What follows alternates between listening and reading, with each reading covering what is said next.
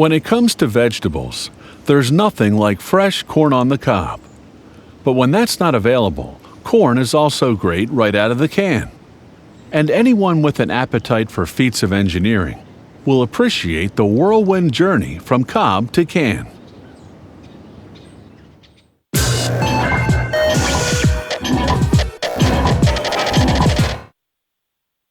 Throughout man's history, food preserving has included smoking, freezing, drying, and salting.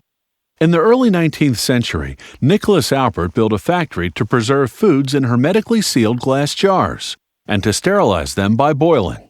But glass was breakable, and so in 1810, an Englishman named Durand invented the tin can, first used by the military. And soldiers, it seems, first developed the handy can opener.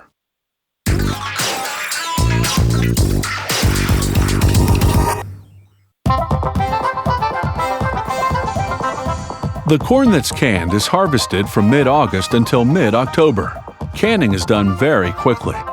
Less than 4 hours pass between harvesting and canning procedures, so as to conserve much of the nutritional value of the product to be sold. The unloading of many trucks of this size will be needed for the 150,000 tons of corn that are canned here annually. The cobs are transported into the plant on this conveyor. They will first have to pass through a kernel remover. Equipped with several counter-rotating cylinders, this unit removes the leaves and the silk that surround the cob.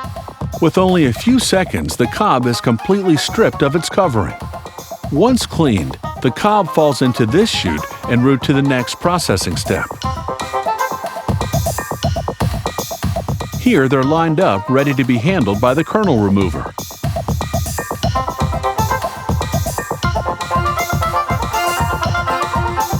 The kernels are removed from the cobs by going through the machine, where knives remove the kernels in a fraction of a second. Each of these units remove 1.5 tons of kernels per hour. Twice a day, the machines are stopped to inspect the blades, to clean and sharpen them.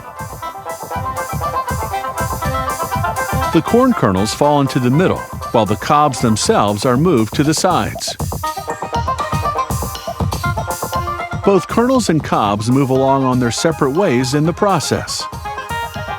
The kernels are entered into this rotating drum, which removes any particles larger than the kernels. Nothing is wasted in the processing. Corn residues, leaves, and cobs will be all used later as animal feed. Now the kernels fall into a mix composed of water and of a fluid that's obtained when cutting the corn kernels. This liquid mix allows for the transporting of the kernels without damaging them. Next, the kernels flow along this belt and are placed on this conveyor toward the following processing step. Bleaching is done in this huge cylinder. A worm screw brings the bleached kernels to the surface. A visual inspection verifies the quality of the kernels. All that remains is to pack them into these leak-proof cans.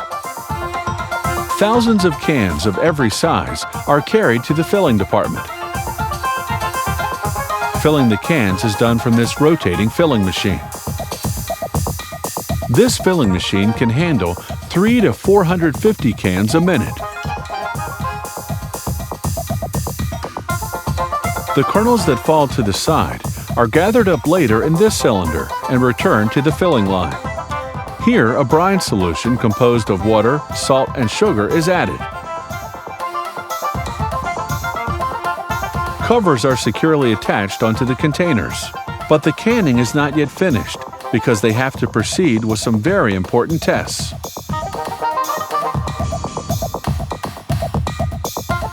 They perform tests in this laboratory that assure the quality of the product. First, they check the water tightness of the cans. They also control the filling weight and the quality of the kernels. Meanwhile, cans continue winding their way through the plant. One step remains: sterilization. Sterilization takes place in this oven at 250 degrees and lasts between 4 to 6 minutes. This is a crucial step because it guarantees that the product is reliable and that it will remain so for 18 months. Now they taste samples of the product to determine that it conforms to quality standards. Cans are labeled as customers' orders are filled. In this facility, they produce an amazing total of 43 million cans of corn.